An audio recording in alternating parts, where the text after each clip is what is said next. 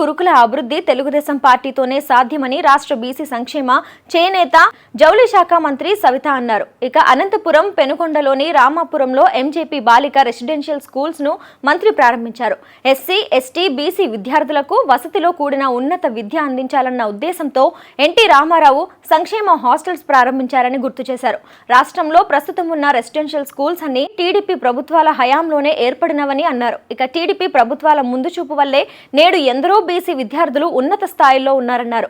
ఉమ్మడి అనంతపురం, కర్నూలులో బీసీల సంఖ్య ఎక్కువగా ఉందని, విద్యార్థుల సౌలభ్యం కోసం మరో రెసిడెన్షియల్ స్కూల్ అవసరమని సీఎం చంద్రబాబును కోరామని అన్నారు.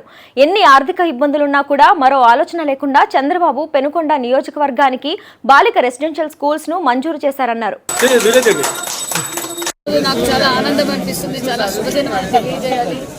ఎందుకంటే అన్న నందమూరి తారక రామారావు గారు పార్టీ పెట్టి అప్పుడు బడుగు బడిగిన వర్గాల పిల్లలు కూడా ఉన్నత చదువులు చదువుకోవాలి అనే ఆశయంతో ఆనాటిలోనే ఎన్నో బీసీ రెసిడెన్షియల్ స్కూల్స్ అన్న నందమూరి తారక రామారావు గారు మన బీసీ బిడ్డలందరూ బాగుండాలన్న గొప్ప సంకల్పంతోనే అనేక రెసిడెన్షియల్ స్కూల్స్ మరి అదే విధంగా బీసీ హాస్టల్స్ కూడా ఏర్పాటు చేసిన ఘనత కూడా అన్న నందమూరి తారక రామారావు గారిదే. గత 5 సంవత్సరాలుగా ఎలాంటి అభివృద్ధి హాస్టల్స్ జరగలేదు, ఏ విధంగా కూడా జరగలేదు. కనీసం బీసీ రెసిడెన్షియల్ స్కూల్స్ లోకి వెళ్తే మినిమం ఫెసిలిటీస్ అంటే చిన్న చిన్న రిపేర్లకు కూడా వాళ్ళు 5 సంవత్సరాలు పట్టించుకోలేదు. నిజంగా దారుణమైన పరిస్థితి.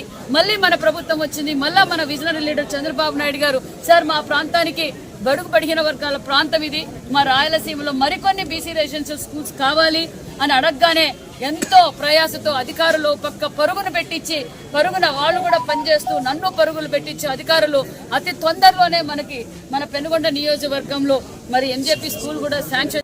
మత్స్య ఉత్పత్తుల ఎగుమతి ప్రోత్సాహం సహకారంపై కేంద్ర మంత్రులు రాజీవ్ రంజన్ సింగ్, జార్జ్ కుర్యాన్ల ఆధ్వర్యంలో విశాఖ వేదికగా జాతీయ సదస్సు జరిగింది. భాగస్వామ్యమైన దేశంలోని వివిధ మత్స్య ఉత్పత్తుల వ్యాపార సంస్థల నిర్వాహకులు, వివిధ భాగాల ఉన్నత అధికారులు, పరిశోధకులపై చర్చించారు. సదస్సులో పాల్గొన్న ఫిషరీస్ సెక్రటరీ అభిలాష్ లీకి, అలాగే జాయింట్ సెక్రటరీలు సాగర్ మెహ్రా, నీతూ కుమార్ ప్రసాద్, జిల్లా collector MN Harendra Prasad, fisheries JD Vijay, ఇతర అధికారులు పాల్గొన్నారు. మత్స్య ఉత్పత్తులకు తీసుకోవాల్సిన చర్యలపై ఈ జాతీయ సదస్సులో చర్చించారు.